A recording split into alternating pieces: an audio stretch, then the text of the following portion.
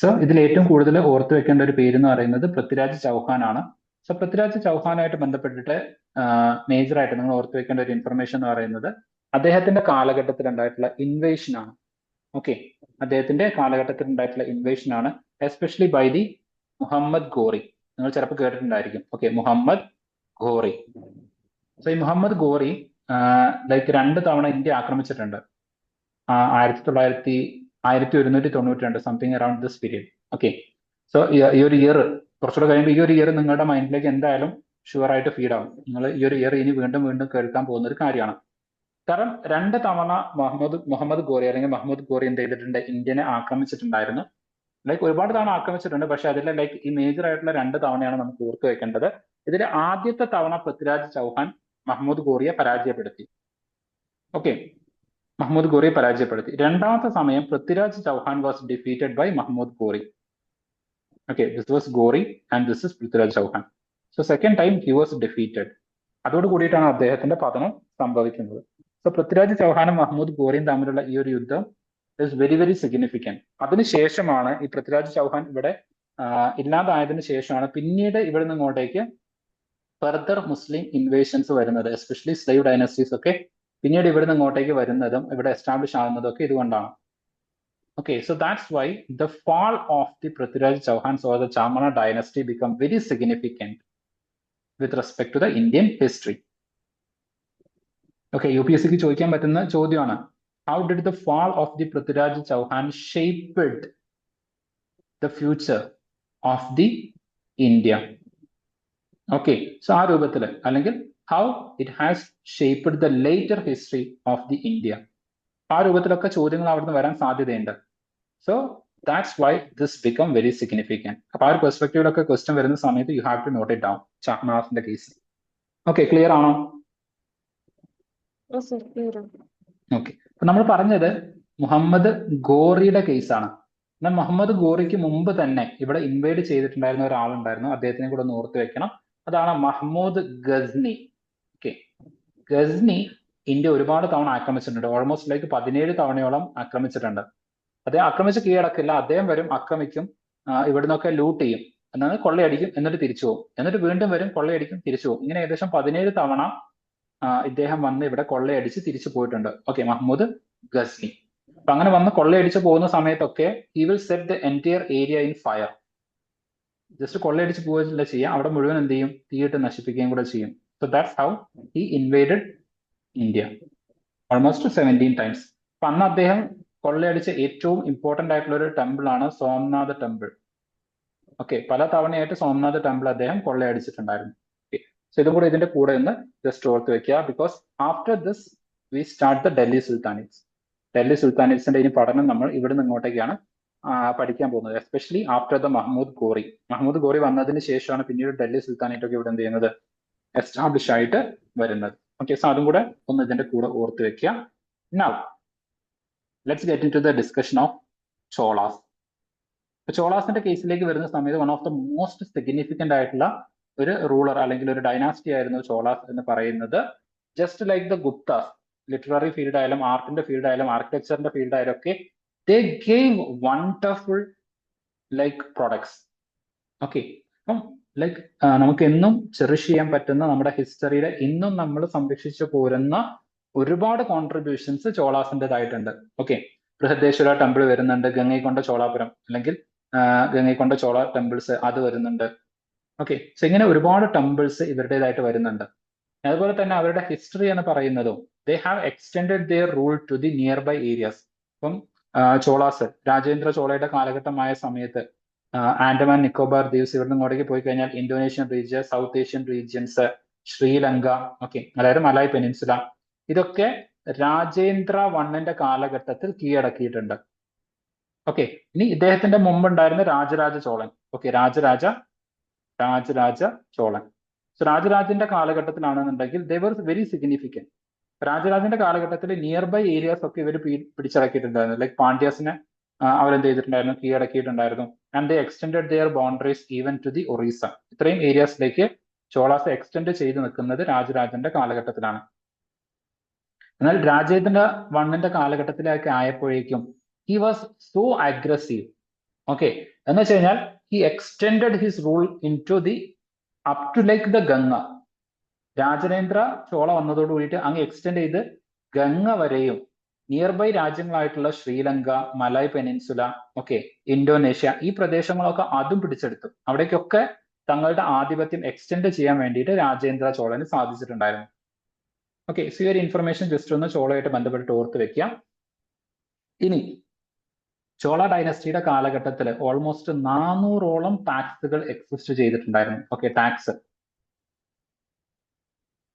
400ഓളം different ആയിട്ടുള്ള നികുതികൾ അല്ലെങ്കിൽ ടാക്സ് ആ കാലഘട്ടത്തിൽ നിലനിന്നിട്ടുണ്ടായിരുന്നു. അതിൽ ചില ഇമ്പോർട്ടന്റ് ആയിട്ടുള്ള ടാക്സുകൾ ഒന്ന് ഓർത്ത് വെക്കുക. അതാണൊന്ന് വെട്ടി, രണ്ടാമത്തത് കടമൈ. സോ ഇതൊക്കെ എന്താണെന്ന് ചോദിച്ചു കഴിഞ്ഞാൽ this all were the different kinds of the taxes. ഇനി ഇതല്ലാതെ കുറച്ചുകൂടെ കഴിഞ്ഞ് ചാപ്റ്ററിന്റെ എൻഡിലേക്ക് എത്തുന്ന സമയത്ത് ആ കാലഘട്ടത്തിൽ ഉണ്ടായിരുന്ന ഡിഫറെന്റ് ആയിട്ടുള്ള ലാൻഡ് ഗ്രാൻസ് നമ്മൾ പഠിക്കും. അതും നിങ്ങൾ ഓർത്ത് വെക്കണം. What were the different types of the land grants existed during the time of the Cholas. Okay, ഇനി ഇതുമായിട്ട് ബന്ധപ്പെട്ടിട്ട് സർപ്രൈസിംഗ്ലി ഒരു ക്വസ്റ്റ്യൻ ഞാൻ നിങ്ങൾക്ക് കാണിച്ചു തരാം. ചിലപ്പോൾ ആ ചോദ്യം നിങ്ങൾ കണ്ടിട്ടുണ്ടായിരിക്കാം. But anyway let me show you that question. ചോദ്യം കാണുന്നുണ്ടോ? So just read this question. Who among the following led a successful military campaign against the kingdom of Srivijaya? Okay, the powerful maritime state എന്ന് വെച്ച് കഴിഞ്ഞാൽ Sri Lanka, which ruled the Malay Peninsula, Sumatra, Java. Okay, so Srivijaya was from the Indonesian. Okay, Indonesian. So Indonesian പ്രദേശങ്ങളെ കീഴടക്കിയത് ആരാണ്, അല്ലെങ്കിൽ ഏത് രാജവംശമാണ് എന്നുള്ള രൂപത്തിലാണ് ചോദ്യം ചോദിച്ചിരിക്കുന്നത്. സോ ഡെഫിനറ്റ്ലി നമുക്ക് അറിയാവുന്ന കാര്യമാണ് അത് ചോളയാണെന്നുള്ളത്. എന്നിട്ടും കുറെ കൂടെ കൃത്യമായിട്ട് നമുക്ക് ഈസിലി ആൻസറിലേക്ക് എത്താൻ വേണ്ടിയിട്ട് ഓക്കെ, ഇവിടെ നമുക്ക് ഒരുപാട് ഇൻഫർമേഷൻ തന്നിട്ടുണ്ട്. അപ്പോൾ ലൈക്ക് രാജേന്ദ്ര ചോള, രാജരാജ ചോള, കരികാല ചോള അങ്ങനെയൊക്കെ തന്നിട്ടുണ്ടായിരുന്നെങ്കിൽ നമുക്ക് കുറെ കൂടെ കൺഫ്യൂസിങ് ആയനെ. പക്ഷേ ചോള ഡൈനസ്റ്റിയിലെ ഒരാളുടെ പേര് മാത്രമേ തന്നിട്ടുള്ളൂ, രാജേന്ദ്ര ചോള. ബാക്കിയുള്ളതെല്ലാം ലൈക്ക് ഡിഫറെന്റ് ആയിട്ടുള്ള ആളാണ്. ലൈക്ക് അമോഘ വർഷം നമ്മൾ ഓൾറെഡി ഡിസ്കസ് ചെയ്തു. രാഷ്ട്രകൂട എന്ന് ഇവിടെ വളരെ കൃത്യമായിട്ട് കൊടുത്തിട്ടുണ്ട്. So as you can see, each of these names were asked by the UPSC.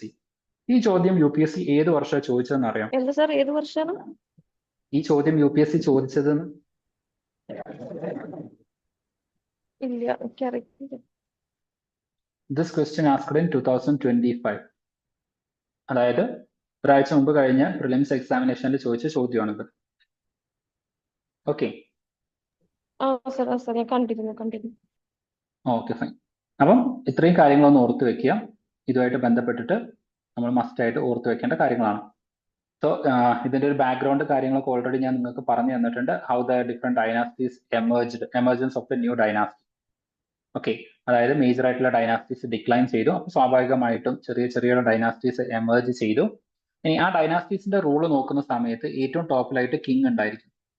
ഈ കിങ്ങിനെ സേവിക്കുന്ന അദ്ദേഹത്തിന്റെ ക്ലോസ് ആയിട്ടുള്ള ആൾക്കാരുണ്ടായിരിക്കും. അവരെയാണ് നമ്മൾ സമന്താസ് എന്ന് പറയുന്നത്. അപ്പൊ ഒരു രാജ്യത്തിന്റെ ഡിഫറെന്റ് ആയിട്ടുള്ള പ്രൊവിൻസസ് അത് റൂൾ ചെയ്യുന്നത് ഇത്തരത്തിലുള്ള സാമന്താസ് ആയിരിക്കും. ഓക്കെ, അപ്പം ഈ സാമന്താസിൽ ചില ആളുകൾ വളരെ ക്ലോസ് ആയിട്ടുള്ള ആൾക്കാരായിരിക്കും. അവരൊരു വലിയ പ്രദേശം കൺട്രോൾ ചെയ്യുന്നുണ്ടായിരിക്കും. അവരെ നമ്മൾ മഹാസാമന്താസ് എന്ന് പറയും. ഈ മഹാ എന്ന് ചേർക്കുന്ന സമയത്ത് കുറെ കൂടെ വലുത് എന്നുള്ള അർത്ഥം മാത്രമേ വരുന്നുള്ളൂ. ഓക്കെ, മഹാസാമന്താസ് അതുകൂടെ ഒന്ന് ഓർത്ത് വയ്ക്കുക. They were like the Mahasamantas. So Samantas, Mahasamantas, ഇത് രണ്ടും ഇതിന്റെ കൂടെ ഒന്ന് ഓർത്ത് വെക്കുക. ഓക്കെ, ഇനി അതല്ല എന്നുണ്ടെങ്കിൽ മഹാമണ്ഡലേശ്വർ എന്നും പറയും. ഓക്കെ, അല്ലെങ്കിൽ മഹാമണ്ഡലേശ്വർ, ഒരു മണ്ഡലത്തിന്റെ ഈശ്വരൻ അല്ലെങ്കിൽ അധിപൻ എന്നുള്ള അർത്ഥത്തിലാണ്. ഓക്കെ, മഹാമണ്ഡലേശ്വർ എന്നുള്ള പേരിലും എന്ത് ചെയ്യുന്നുണ്ട്, അറിയപ്പെടുന്നുണ്ട്. ആ കാര്യങ്ങളാണ് ഇവിടെ പറയുന്നത്. ഓക്കെ, സാമന്താസ് അതുപോലെ ലൈക്ക് മഹാമണ്ഡലേശ്വർ ഇങ്ങനത്തെ കാര്യങ്ങളൊക്കെ ഇവിടെ ഡിസ്കസ് ചെയ്യുന്നുണ്ട്. Just read about it. Then we also discussed about the Rashtrakudas. Okay, then Chalukyas, then Hiranyagarbha. Okay, ഇവിടെ പറയുന്നത് ലൈക്ക് ചാലുക്യാസിനെ ഡിഫീറ്റ് ചെയ്തിട്ട് രാഷ്ട്രകൂടാസ് അധികാരത്തിലേക്ക് വന്നു. അങ്ങനത്തെ കാര്യങ്ങളൊക്കെയാണ് ഇവിടെ പറയുന്നത്. It also says about the Dandi Durga. Okay, and you can see like the cave paintings of the Ellora, cave 15. Okay, showing Vishnu as Narasimha, a man lion.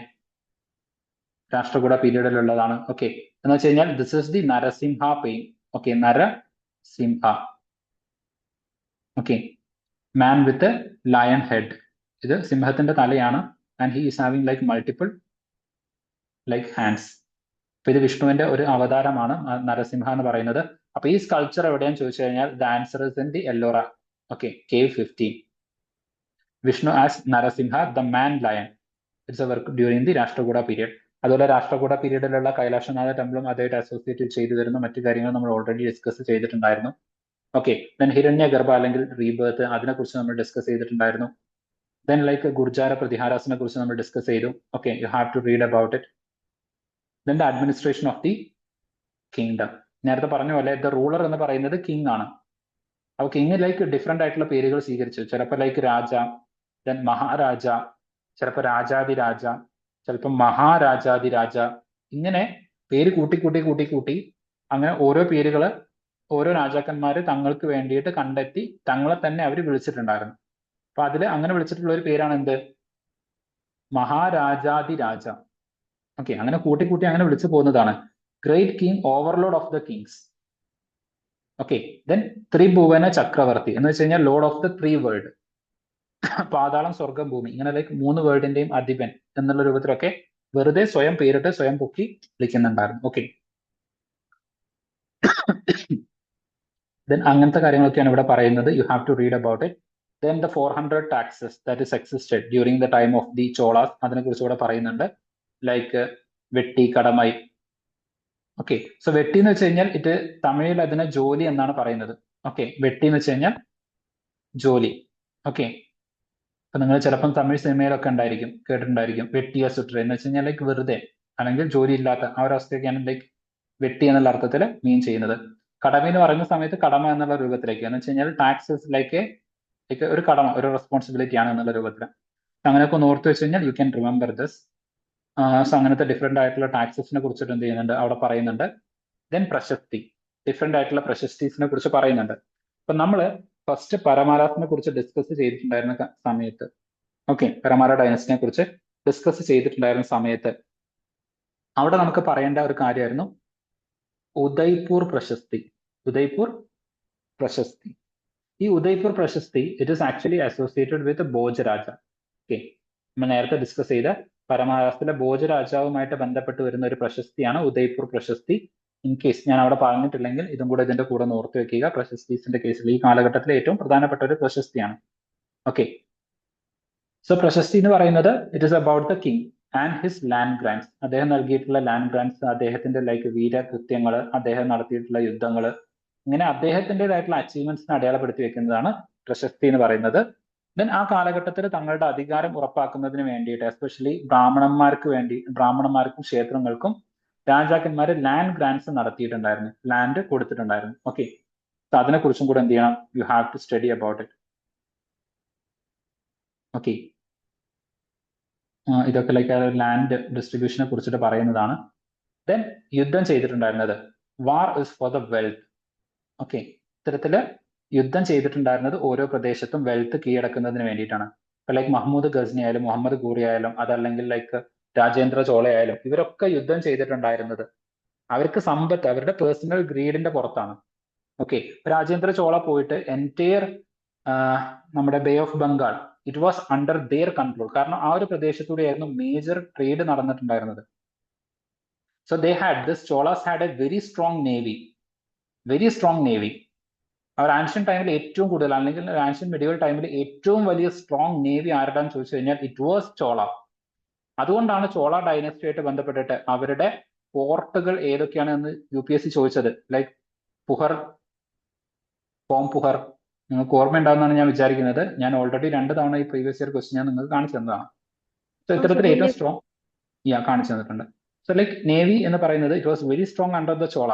അപ്പൊ ഓരോ ഡൈനാസ്റ്റിയായിട്ട് ബന്ധപ്പെട്ടിട്ടുള്ള സിഗ്നിഫിക്കന്റ് കാര്യം എന്താണെന്ന് പഠിച്ചു കഴിഞ്ഞാൽ അത് തന്നെയായിരിക്കും UPSC ചോദിക്കുന്നത്. ഓക്കെ, അല്ലാതെ ചോള ഡൈനസ്റ്റിയിലെ ആർമിനെ കുറിച്ചായിരിക്കില്ല ചോദിക്കുന്നത്. കാരണം ആർമിനെക്കാട്ടിയും it was much stronger was the navy. അവരുടെ യുണീക് ഫീച്ചർ ഇതായിരുന്നു. Okay, their star feature was navy. അതുകൊണ്ടാണ് അവരായിട്ട് ബന്ധപ്പെട്ട പോർട്ടുകളെ കുറിച്ചിട്ട്, അവരുടെ ലൈക്ക് ബേ ഓഫ് ബംഗാൾ അവരെങ്ങനെ കൺട്രോൾ ചെയ്തു, അവരുടെ കോൺഗ്രസിനെ കുറിച്ചൊക്കെ ചോദിച്ചത്. അപ്പൊ അവസാനം 2025 ചോദിച്ച ചോദ്യം അത് തന്നെയാണ്. മലായ പെനിൻസുല അടക്കമുള്ള പ്രദേശങ്ങളെ ശ്രീവിജയ, ഓക്കെ, ഇന്തോനേഷ്യൻ റൂളേഴ്സിനെ പരാജയപ്പെടുത്തിയിട്ട് അങ്ങോട്ടേക്ക് അവരുടെ റൂൾ എക്സ്റ്റെൻഡ് ചെയ്തത് ആരാന്നുള്ള ചോദ്യം അത് ചോദിക്കാൻ കാരണം ഇതുകൊണ്ടാണ്. Because this is the very significant thing regarding Chola dynasty. Okay, അപ്പം അത് ഇവിടെ ഒന്ന് ജസ്റ്റ് ഓർത്ത് വെക്കാം. Then here it talks about the tripartite struggle. Okay, Palas, Rashtrakutas, Gurjara Pratiharas, അതിനെ കുറിച്ചിട്ടുള്ള ഡീറ്റെയിൽസ് ഇവിടെ പറയുന്നുണ്ട്. You have to read about it. Then Mahmud ഗസ്നിയെ കുറിച്ച് പറയുന്നുണ്ട്. He raided like 17 times Somnath temple, അത് അദ്ദേഹം ലൈക്ക് എടുത്തതിനെ കുറിച്ചിട്ട് പറയുന്നുണ്ട്. Okay, then it talks about the ചൗഹാനാസ്. Okay, so അങ്ങനത്തെ കാര്യങ്ങളൊക്കെ അവിടെ പറയുന്നുണ്ട്. Then Chahamana ruler Prithviraj 3, okay, who defeated Afghan ruler like Mahmud Ghori. 1991 മഹ്മൂദ് ഗോറിനെ പരാജയപ്പെടുത്തി. Then 92 Mahmud Ghori defeated Prithviraj Chauhan. Okay, Prithviraj Chauhan ruler like Prithviraj 3. Then Uraiyur to Thanjavur എന്ന് വെച്ച് കഴിഞ്ഞാൽ ചോളാസിന്റെ കാര്യമാണ് ഇനി ഡിസ്കസ് ചെയ്യാൻ പോകുന്നത്. Okay, so first of all initially Cholas എന്ന് പറയുന്നത് they were the subordinates of the Pallava kings in Kanchipuram. ഇതാണ് UPSC ഓൾറെഡി 2024 മെയിൻസ് എക്സാമിനേഷനിൽ ചോദിച്ചിട്ടുള്ളത്. Pallavas of the Kanchipuram. Okay, belong to the ancient chief family of the Chola. അങ്ങനെ ബേസിക് ആയിട്ടുള്ള കാര്യങ്ങളൊക്കെ അവിടെ പറയുന്നുണ്ട്. You have to read about it. Then ഇതേ കാലഘട്ടത്തിൽ തന്നെ എക്സിസ്റ്റ് ചെയ്തിട്ടുള്ള like Cholas, Kakatiyas. Okay, then you can see the temple, Gangaikonda Cholapuram. This was a temple was here. Okay, അതായത് ഗംഗ വരെ പോയിട്ട് അവിടെയുള്ള മുഴുവൻ കീഴടക്കിയിട്ട് തിരിച്ചു വന്നതിന്റെ സ്മരണാർത്ഥം നിർമ്മിച്ചിട്ടുള്ള ഒരു ടെമ്പിൾ ആണ് ഗംഗൈക്കൊണ്ട ചോളാപുരം ടെമ്പിളും. അങ്ങനെ നിർമ്മിച്ചിട്ടുള്ള ഒരു ടൗൺ ആണ് ഗംഗൈക്കൊണ്ട ചോളാപുരം എന്ന് പറയുന്നത്. ഗംഗൈ കൊണ്ട ചോളം.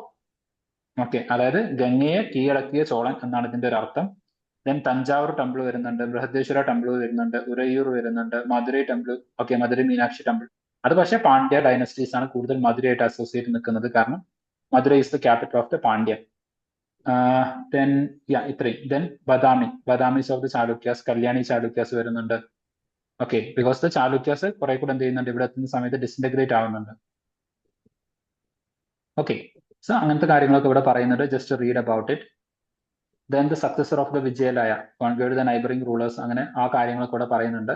Okay, Pandya and Pallava territory, ആ കാര്യത്തിനെ കുറിച്ചൊക്കെ പറയുന്നു. ദെൻ രാജരാജ ചോളനെ കുറിച്ച് പറയുന്നുണ്ട്.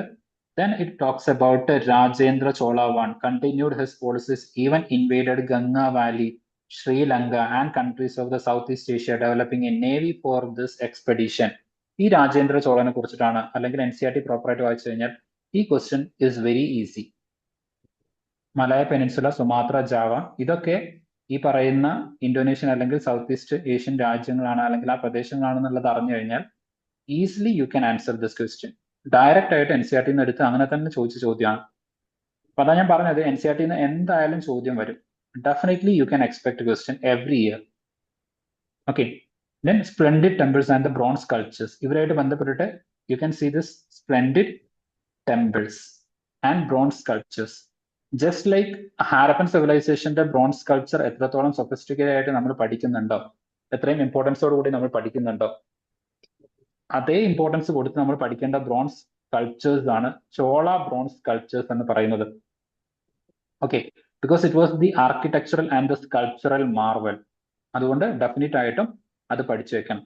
ദെൻ വലിയ ടെമ്പിൾസിനെ കുറിച്ചൊക്കെ ഡിസ്കസ് ചെയ്യുന്നുണ്ട്. Temples of the Thanjavur, Gangaikonda Cholapuram temples. Okay, this was build by the Rajaraja and the Rajendra Chola. ഇതിനെ കുറിച്ചിട്ടൊക്കെ UPSC മെയിൻസ് എക്സാമിനേഷനിൽ ചോദിച്ചിട്ടുണ്ട്. ഓക്കെ, I will just show you എത്രത്തോളം സിഗ്നിഫിക്കന്റ് ആണ് എന്നുള്ളത് കാണിക്കാൻ വേണ്ടിയിട്ട്. 2024 തന്നെ മെയിൻസ് എക്സാമിനേഷനിൽ അതും 15 മാർക്കിന് ചോദിച്ചിട്ടുള്ള ഒരു ചോദ്യം I will just show you. Okay, to show you how significant നമ്മളിപ്പോൾ പഠിക്കുന്ന ചാപ്റ്റർ എത്രത്തോളം സിഗ്നിഫിക്കന്റ് ആണ് എന്ന് കാണിക്കാൻ വേണ്ടിയിട്ടാണ്. ഓക്കെ, ഈ ഒരൊറ്റ ഏരിയയിൽ നിന്ന് എത്രത്തോളം ചോദ്യങ്ങൾ വന്നിട്ടുണ്ട് എന്നുള്ളത് ജസ്റ്റ് കാണിക്കാൻ വേണ്ടിയിട്ട് മാത്രമാണ്. So this was the question. Okay, question കാണുന്നുണ്ടോ? കാണുന്നുണ്ട്. ഓക്കെ, ഇത് 2024 മെയിൻസ് എക്സാമിനേഷനിൽ ചോദിച്ചതാണ്. അവിടെ ഗ്രേറ്റ് ചോളാസിനെ കുറിച്ച് മെയിൻസ് എക്സാമിനേഷനിൽ ചോദ്യം വന്നു. വെരി നെക്സ്റ്റ് ഇയർ 2025 ചോളാസിനെ കുറിച്ചിട്ട് ഇവിടെ ചോദ്യം വന്നു. രണ്ടും ഒന്ന് തന്നെയാണ്. ഓക്കെ, സോ ഇറ്റ്സ് ലൈക്ക് നമുക്ക് പ്രിലിംസ് എക്സാമിനേഷൻ അനലൈസ് ചെയ്ത് കഴിഞ്ഞാൽ മെയിൻസിൽ വരാൻ പോകുന്ന ചോദ്യത്തിനെ കുറിച്ചും, അതുപോലെ മെയിൻസ് പ്രോപ്പറായിട്ട് അനലൈസ് ചെയ്ത് കഴിഞ്ഞാൽ പ്രിലിംസിൽ വരാൻ പോകുന്ന ചോദ്യത്തിനെ കുറിച്ചും കൃത്യമായിട്ട് മനസ്സിലാക്കാൻ പറ്റും. അപ്പൊ ഡെഫിനറ്റ്ലി ഇവിടെ നിങ്ങൾക്ക് എന്ത് ചെയ്യേണ്ടി വരും, രാജരാജ ചോളനെ, രാജേന്ദ്ര ചോളനെ കുറിച്ചിട്ടൊക്കെ എഴുതേണ്ടി വരും. Okay, though the great Cholas are no more yet, their names are still remembered with great pride because of their highest achievements in the domain of the art and architecture. So this is significant. 15 മാർക്കിന് ചോദിച്ച ചോദ്യമാണ്. Okay, ഒറ്റ ചോദ്യം 15 മാർക്കിന്. ആർക്കിടെക്ചറിനെ കുറിച്ചിട്ട് അത്രയും detail ആയിട്ട് എഴുതണം. അതാണ് ഇവിടെ കൃത്യമായിട്ട് പറഞ്ഞു തരുന്നത്. So you shouldn't miss anything. ഇത് ഓരോന്നും ആൻസർ ഉണ്ടായിരിക്കണം. തഞ്ചാവൂർ ടെമ്പിൾ ഉണ്ടായിരിക്കണം, ഗംഗൈക്കൊണ്ട ചോളാപുരം ടെമ്പിൾ ഉണ്ടായിരിക്കണം, ഓക്കെ, ബൃഹദേശ്വര ടെമ്പിൾ, ഇങ്ങനെ ഓരോന്നും ആ ടെമ്പിളിന്റെ ഫീച്ചേഴ്സും അവിടെ ഉണ്ടായിരിക്കണം. ദെൻ സ്കൾച്ചറൽ ഫീച്ചേഴ്സ് ഇതെല്ലാം അവിടെ ഇൻക്ലൂഡഡ് ആയിരിക്കണം. And this is the Brihadeeswara temple. ഈ ബൃഹദേശ്വര ടെമ്പിളിന്റെ ഏറ്റവും ടോപ്പിൽ നിങ്ങൾക്ക് ഇവിടെ ഒരു ഒറ്റക്കല്ല് കാണാം. ഓക്കെ, ഒരു റൗണ്ടിൽ ഒരു കല്ല് കാണുന്നുണ്ടോ? ആ ഉണ്ട്. ഓക്കെ, ഇനി അതല്ല എന്നുണ്ടെങ്കിൽ ജസ്റ്റ് യൂട്യൂബിൽ ഒന്ന് സെർച്ച് ചെയ്യുക ബൃഹദേശ്വര ടെമ്പിളിനെ കുറിച്ചിട്ട് ഡീറ്റെയിൽ ആയിട്ട് ഒരു ജസ്റ്റ് ഏതെങ്കിലും ഒരു 5-10 മിനിറ്റിന്റെ ഒരു വീഡിയോ നിങ്ങളൊന്ന് കാണാൻ വേണ്ടിയിട്ട് ശ്രമിക്കുക. ഈ കല്ലിന്റെ മാത്രം ഭാരം എന്ന് പറയുന്നത് 80 ടൺ ആണ്. ഓക്കെ, 80 ടൺ ഭാരം ഈ കല്ലിനുണ്ട്. അത് ഒറ്റ കല്ലാണ്. അതായത് കുറെ കല്ല് കൊണ്ടുപോയിട്ട് ഇതിന്റെ മുകളിൽ വെച്ചിട്ട്, ഇപ്പൊ നമ്മൾ പിരമിഡൊക്കെ സ്ഥാപിക്കുന്നത് കുറെ കല്ലുകൾ കൊണ്ടുപോയി മുകളിലേക്ക് വെച്ചിട്ട് അങ്ങനെ സ്ഥാപിച്ചെടുക്കുന്നതാണ്. പക്ഷെ ഈ 80 ടണ്ണുള്ള കല്ല് ഈ ഒരു സാധനത്തിന്റെ മുകളിലേക്ക് എങ്ങനെ കയറ്റി? അന്നത്തെ കാലത്ത് ക്രെയിൻ ഒന്നും ഇല്ലല്ലോ. അതും ഒറ്റ കല്ലാണ്, ഒരു സിംഗിൾ സ്റ്റോൺ, 80 ടണ്ണ് വെയിറ്റ് ഉള്ളത് എന്ന് വെച്ച് കഴിഞ്ഞാൽ ഏകദേശം ലൈക്ക് 80,000 കിലോയ്ക്ക് മുകളിൽ. ഓക്കെ, 80,000 കിലോയ്ക്ക് ഓൾമോസ്റ്റ് ലൈക്ക് ഏകദേശം ഒരു 8 ആനയുടെ വെയിറ്റ്, 80 ആനയുടെ വെയിറ്റ് ഉണ്ടാവും. അപ്പൊ ഒരു 80 ആനകളുടെ വെയിറ്റ് വരുന്ന ഒരു സാധനമാണ് ഇതിന് മുകളിൽ നിൽക്കുന്ന ഈ ഒരു ഒറ്റ കല്ല് എന്ന് പറയുന്നത്. അത് സിംഗിൾ സ്റ്റോൺ ആണ്. അപ്പം അത് അവിടെ എങ്ങനെ എത്തിച്ചു? So it's was like A architectural Marvel. അപ്പം അത് പറയപ്പെടുന്നത് ഈ ടെമ്പിൾ ഇങ്ങനെ കൺസ്ട്രക്ട് ചെയ്തു, അതിനുശേഷം ഇപ്പം ലൈക്ക് നമ്മൾ വരച്ച് കാണിക്കുകയാണെന്നുണ്ടെങ്കിൽ ഇത് ഈ ടെമ്പിൾ. ഓക്കെ, ഈ ടെമ്പിൾ കൺസ്ട്രക്ട് ചെയ്തതിന് ശേഷം ഇതിന് ചുറ്റും ഏകദേശം ഇങ്ങോട്ടേക്ക് 4 കിലോമീറ്റർ, ഇങ്ങോട്ടേക്കും 4 കിലോമീറ്റർ മണ്ണിട്ട് മൂടി. ഓക്കെ, എന്നിട്ട് ഇതിലൂടെ ഈ സാധനം വലിച്ച് ഇങ്ങോട്ടേക്ക് കയറ്റിയിട്ട് ഇവിടെ സ്ഥാപിച്ചു. ഇതല്ലാതെ ഇതിനൊരു ലോജിക്കൽ റീസൺ ഇതുവരെ നമുക്ക് കൊടുക്കാൻ പറ്റിയിട്ടില്ല. അതിനുശേഷം ഇവിടുന്ന് ഈ മണ്ണ് മുഴുവൻ നീക്കം ചെയ്തു. And finally it is on top. Okay, അത്രയും നീളത്തിൽ ഇതുപോലെ മണ്ണിട്ട് നിറച്ചിട്ട് ഇങ്ങനെ ഈ സാധനം ഇവിടെ കയറ്റി നമ്മൾ വെച്ചു. എത്ര പൊക്കമുണ്ട് പക്ഷെ എങ്ങനെ? ഇത് ഇത്രയും പൊക്കത്തിൽ മണ്ണാക്കണ്ടേ? അത്രയും പൊക്കത്തിൽ. അതുകൊണ്ടാണ് 4 കിലോമീറ്റർ ദൂരത്തേക്ക് ഇത് എക്സ്റ്റെൻഡ് ചെയ്യേണ്ടി വന്നത്. ഓക്കെ, ഇവിടുന്ന് 4 കിലോമീറ്റർ, ഇവിടെ മുതൽ ഇങ്ങോട്ടേക്ക് ഈ ഹൈറ്റിലേക്ക് ഇതുപോലെ മണ്ണിട്ട്, അല്ലാതെ ഇങ്ങനെ കുത്തനെ വെച്ച് കഴിഞ്ഞാൽ ഈ കല്ല് എന്തായാലും കയറ്റാൻ പറ്റില്ല. ഇത് ഓൾമോസ്റ്റ് ഒരു സ്ലാൻഡിങ് സ്ലോപ്പിലേക്ക് ഈ സാധനം കൊണ്ടുവരണം. ഓക്കെ, അങ്ങനെ സ്ലാൻഡിങ് സ്ലോപ്പിലേക്ക് കൊണ്ടുവരാൻ വേണ്ടി അത്രയും ദൂരത്തേക്ക് രണ്ട് സൈഡിലേക്കും മണ്ണിട്ടു. ഓക്കെ, 4 കിലോമീറ്റർ ഇങ്ങോട്ടേക്കും 4 കിലോമീറ്റർ ഇങ്ങോട്ടേക്കും ഓൾമോസ്റ്റ് മണ്ണിട്ടതിന് ശേഷമാണ് ഈ കല്ല് ഇതിന്റെ മുകളിലേക്ക് കൊണ്ടുവന്നത്. ഓക്കെ, കാരണം ഇവിടുന്ന് ആനകൾക്ക് വലിച്ച് നിൽക്കുന്ന സമയത്ത് ആനകൾക്ക് ഇങ്ങോട്ടേക്ക് ഇറങ്ങി പോവുകയും വേണം. അങ്ങനെ ആനകളെയും അതുപോലെ മനുഷ്യന്മാരെയൊക്കെ യൂസ് ചെയ്തുകൊണ്ടാണ് ഈ കല്ല് ഇതിന് മുകളിലേക്ക് കൊണ്ടുവന്ന് വെച്ചത് എന്നാണ് പറയുന്നത്. Exactly we don't know how they did it. എങ്ങനെയാണ് അവർ ഈ സാധനം സാധിച്ചെടുത്തത് എന്നുള്ളത് സ്റ്റിൽ വി ഡോണ്ട് നോ. പക്ഷെ നമുക്ക് ഇന്ന് ഊഹിച്ചെടുക്കാൻ പറ്റുന്ന ഒരേ ഒരു റീസൺ എന്ന് പറയുന്നത് ഇതുപോലെ ആയിരിക്കണം എന്നുള്ളതാണ്. ഓക്കെ, ഇനി അടുത്ത ഇതിലെ ഒരു ആർക്കിടെക്ചറൽ മാർവൽ എന്താന്ന് വെച്ച് കഴിഞ്ഞാൽ, ആസ് യു ക്യാൻ സി, ഇത് ഒരുപാട് കല്ലുകളാണ്, അത് ഓക്കെ. പക്ഷേ ഈ കല്ലുകളൊന്നും നമ്മൾ ഇന്ന് കാണുന്ന പോലെ സിമെന്റ് ഇട്ട് ഉറപ്പിച്ചിട്ടില്ല. ഒരു കല്ലിന് മുകളിൽ മറ്റു കല്ലുകൾ ഇങ്ങനെ ഇങ്ങനെ ഇങ്ങനെ അടക്കി വെച്ച് അതിന് മുകളിൽ ഈ 80 ടണ്ണിന്റെ ഒരു കല്ലും വെച്ചതാണ്. അപ്പോൾ സ്വാഭാവികമായിട്ടും ഇത് ഇടിഞ്ഞു പൊളിഞ്ഞു പോകേണ്ടതാണ് അല്ലേ? ഇത്രയും കല്ലുകൾ ഇങ്ങനെ വെച്ച് അതിന് മുകളിലേക്ക് ഒരു കല്ല് വെക്കുന്ന സമയത്ത്, കാരണം ഇത് പരസ്പരം ഗ്ലൂ ചെയ്ത് നിൽക്കാൻ വേണ്ടിയിട്ട് സിമെന്റ് ഒന്നും യൂസ് ചെയ്തിട്ടില്ല. Okay, as you can see there is no cement, pure sculptures മാത്രമാണ്. ഒരു കല്ലിന് മുകളിൽ അടുത്ത കല്ല് അങ്ങനെ അങ്ങ് വെച്ച് പോയതാണ്. അപ്പം ഇതിന് ഇന്റർലോക്കിംഗ് സിസ്റ്റം യൂസ് ചെയ്തിട്ട് ഒരു കല്ലിന് മുകളിൽ മറ്റേ കല്ല് ലോക്ക് ചെയ്ത് വെച്ചതാണ്. ഓക്കെ, അപ്പം ജസ്റ്റ് തിങ്ക് അബൌട്ട് ഇറ്റ്. അതായത് ഒരു കല്ല് ഇത്രത്തോളം വരുന്നുണ്ട്, ഈ കല്ലിന്റെ ലൈക്ക് ഒരു ഇത്രയൊക്കെ നമ്മൾ മനുഷ്യന്മാർ വരുള്ളൂ കേട്ടോ. That's A separate thing. അപ്പം ഇങ്ങനെ ഓരോ കല്ലുകൾ കൊണ്ടുവന്ന് പരസ്പരം ലോക്ക് ചെയ്ത് അങ്ങനെ ക്രിയേറ്റ് ചെയ്ത് വെച്ച സാധനമാണിത്. ഓക്കെ, അങ്ങനെ ഒരു ഇന്റർലോക്കിംഗ് സിസ്റ്റത്തിലൂടെ ബിൽഡ് ചെയ്തെടുത്തതാണ് ഈ എൻറ്റയർ സിസ്റ്റം. അതിനെന്ത് ചെയ്തിട്ടില്ല? സിമെന്റ് കാര്യങ്ങളൊന്നും യൂസ് ചെയ്തിട്ടില്ല. ഇനി അടുത്തൊരു കേസ് എന്ന് വെച്ച് കഴിഞ്ഞാൽ, ഇതിന് മുകളിലേക്ക് ലൈക്ക് ഇപ്പൊ സൂര്യൻ എത്തുന്ന സമയത്ത്, ഓക്കെ, വർഷത്തിൽ ലൈക്ക് 2 തവണ, എക്സാക്ട്ലി പറയുന്ന സമയത്ത് അങ്ങനെയാണ് വരുന്നത്. ആ 2 തവണ വർഷത്തിലേക്ക് നമ്മൾ ഇതിനെ നോക്കുകയാണെന്നുണ്ടെങ്കിൽ ഇതിന്റെ നിഴല് അപ്രത്യക്ഷമാവും. ഓക്കെ, ഇതിന് നിഴൽ ഉണ്ടാവില്ല. There won't be any shadow. ഇതിന് ഷാഡോ ഇല്ലാത്ത സമയം വരും. കുറച്ചുകൂടെ കൃത്യമായിട്ട് പറഞ്ഞു കഴിഞ്ഞാൽ ഉച്ച സമയമാകുമ്പോൾ അറൌണ്ട് ആ ഒരു ടൈം ആകുന്ന സമയത്ത് ഇതിന്റെ ഷാഡോ ഈ നിലത്ത് കാണില്ല. അത് പെർഫെക്റ്റ്ലി സിമെട്രിക്കൽ ആയിട്ട് ഇതുപോലൊരു കൺസ്ട്രക്ഷൻ ആയതുകൊണ്ടാണ്. ഇത്രയും വലിയ കൺസ്ട്രക്ഷൻ ആണ് and it is perfectly symmetrical. Okay, perfectly symmetrical ആണ് എന്നുള്ളത് മാത്രമല്ല, നിങ്ങൾ കുറച്ചുകൂടെ കഴിയുന്ന സമയത്ത് ലൈക്ക് ഉച്ച ആകുന്ന സമയത്ത് നിഴലില്ലല്ലോ, എല്ലാത്തിന്റെയും മുകളിലല്ലേ സൂര്യൻ നിൽക്കുന്നത് എന്ന് നിങ്ങൾക്ക് തോന്നാം. പക്ഷേ that is not actually correct. ഞാൻ നേരത്തെ പറഞ്ഞിട്ടുണ്ടായിരുന്നു, ഇക്വറ്റോറിയൽ റീജിയനിൽ കുറച്ച് മുകളിലേക്കാണ് നമ്മൾ നിൽക്കുന്നത്. ഓക്കെ, അപ്പൊ ഈ ഇക്വറ്റോറിയൽ റീജിയനിലാകുന്ന സമയത്ത് നമ്മുടെ തലയ്ക്ക് നേരെ മുകളിലായിട്ട് സൂര്യൻ വരുന്നത് ഇറ്റ്സ് ഓക്കെ. പക്ഷെ നമ്മളിവിടെയും സൂര്യൻ ഇവിടെയാണെങ്കിൽ ഇത് കുറച്ച് ചെരിഞ്ഞിട്ടാണ്, നമ്മുടെ നേരെ ഇങ്ങോട്ടേക്ക് വീഴും. അപ്പം അത് വീഴാതിരിക്കണം എന്നുണ്ടെങ്കിൽ വർഷത്തില് ഓൾമോസ്റ്റ് ഇതിന്റെ മുകളിലൂടെ പോകുന്ന ആ ഒരു ടൈം പീരീഡിൽ കറക്റ്റ് ആയിട്ട് നമ്മൾ ഈ പറയാറില്ലേ ആസ്ട്രോണോമിക്കൽ കാൽക്കുലേഷൻസ് പെർഫെക്റ്റ് ആയിട്ട് ചെയ്ത് കൺസ്ട്രക്ട് ചെയ്താൽ മാത്രമേ ആ ഒരു സാധനം അച്ചീവ് ചെയ്യാൻ പറ്റൂ. അപ്പം അതും പെർഫെക്റ്റ് ആയിട്ട് അവർ ചെയ്തിട്ടുണ്ട്. So it also shows their astronomical knowledge and excellence. They incorporated that into the sculpture. അപ്പം അതും കൺസിഡർ ചെയ്യണം. ഇങ്ങനെ ഓരോ പെർസ്പെക്റ്റീവിൽ നോക്കുന്ന സമയത്തും this temple is a marvel. Thanjavur temple, sorry like Brihadeeswara temple. Then ഇവിടെ പറഞ്ഞിരിക്കുന്ന കാര്യങ്ങളൊന്ന് റീഡ് ചെയ്യുക. Chola temples become the nuclei of the settlements which grow around them were the centers of the craft production and the temples were endowed with the land by the rulers. Okay, അങ്ങനെ കൊടുത്തിട്ടുണ്ടായിരുന്നു. And maintaining all specialists who worked in the temples. Okay, garland marks, cooks, like sweepers, musicians, അങ്ങനെ centers of the economic, social and cultural life. So the Chola temples were the centers of the economic, social and cultural life.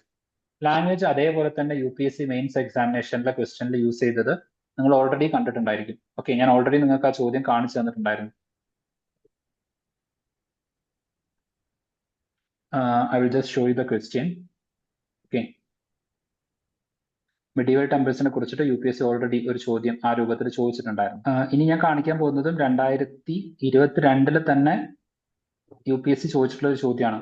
Okay, 2022 തന്നെ UPSC ചോദിച്ചിട്ടുള്ള ഒരു ചോദ്യമാണ്. Already നമ്മളിപ്പം ഇതുമായിട്ട് ബന്ധപ്പെട്ട ഒരു ചോദ്യം കണ്ടു. Then the next question. Okay, ഇതേ ഒരു പെർസ്പെക്റ്റീവിൽ വന്നിട്ടുള്ള അടുത്ത ചോദ്യമാണ് ഇത്. Okay, just see this question. 2022 തന്നെ ചോദിച്ചിട്ടുള്ള 10 മാർക്കിന്റെ അടുത്ത ചോദ്യമാണ്. How will you explain the medieval Indian temple sculptures represent social life of those days? Okay, temples becoming centres of the social life. Correct അതേ കാര്യം തന്നെയല്ലേ ഇവിടെ എക്സ്പ്ലെയിൻ ചെയ്ത് വെച്ചേക്കുന്നത്. That is the temples becoming the centres of the economic, social and cultural life. അതിന്റെ examples ആണ് ഇവിടെ കൊടുത്തിരിക്കുന്നത്. ഡയമെൻഷൻസ്. ഓക്കെ, ദെൻ ഫർദർ ആയിട്ട് ഇതിൽ ബാക്കി കാര്യങ്ങൾ നിങ്ങൾ നോക്കുന്ന സമയത്ത് പിന്നെയും അത് തന്നെയാണ് പറഞ്ഞു പോകുന്നത്. Okay, among the craft associate with the temples, അങ്ങനെ അതിന്റെ ഡീറ്റെയിൽസ് അവിടെ പറഞ്ഞു പോകുന്നുണ്ട്. ഓക്കെ, അപ്പം അതും കൂടെ റീഡ് ചെയ്യാം. So this was the mains question. 2022 10 മാർക്കിന് ചോദിച്ച ചോദ്യമുണ്ട്. 15 മാർക്കിന് ചോള ടെമ്പിൾസിനെ കുറിച്ച് മാത്രം ചോദിച്ചിട്ടുണ്ട്. സോ ടോട്ടൽ 35 മാർക്സിന്റെ ക്വസ്റ്റ്യൻ ഈ ഒരു ഒറ്റ ചാപ്റ്ററിലെ ഈ 2 ഏരിയ പ്രോപ്പറായിട്ട് പഠിച്ചു കഴിഞ്ഞാൽ അതിനുള്ള കാര്യം നിങ്ങൾക്ക് കിട്ടും. ഇനി അതല്ലാതെ പ്രിലിംസ് എക്സാമിനേഷനിൽ വന്ന n number of questions. Okay, so ഇപ്പൊ നിങ്ങൾക്ക് മനസ്സിലായിട്ടുണ്ടാവും ഈ ഒരു ചാപ്റ്റർ ഇത്രത്തോളം സിഗ്നിഫിക്കൻസ് കൊടുത്ത് ഡീറ്റെയിൽ ആയിട്ട് നിങ്ങൾക്ക് പറഞ്ഞു തന്നതിന്റെ കാര്യം എന്താണെന്നുള്ളത്. So that much question, that much significance UPSC is giving. 2025 പോലും അത്തരത്തിലുള്ള ചോദ്യം വന്നിട്ടുണ്ട്. ഓക്കെ, 2022 വന്നിട്ടുണ്ട്, 23 വന്നിട്ടുണ്ട്. സോ ഓരോ വർഷത്തെയും ക്വസ്റ്റ്യൻസ് ഞാൻ എടുത്ത് നിങ്ങൾക്ക് കാണിച്ചു തന്നത് ഇതുകൊണ്ടാണ്. Now also study about the agriculture and the irrigation.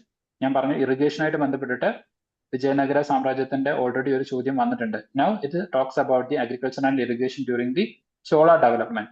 Okay, so അത് ജസ്റ്റ് ഒന്ന് റീഡ് ചെയ്യാം. And the major river was the Kaveri. Okay, so Kaveri riverൽ they have constructed different channels, അതുപോലെ ഡാംസ് ഒക്കെ കൺസ്ട്രക്ട് ചെയ്തിട്ടുണ്ടായിരുന്നു.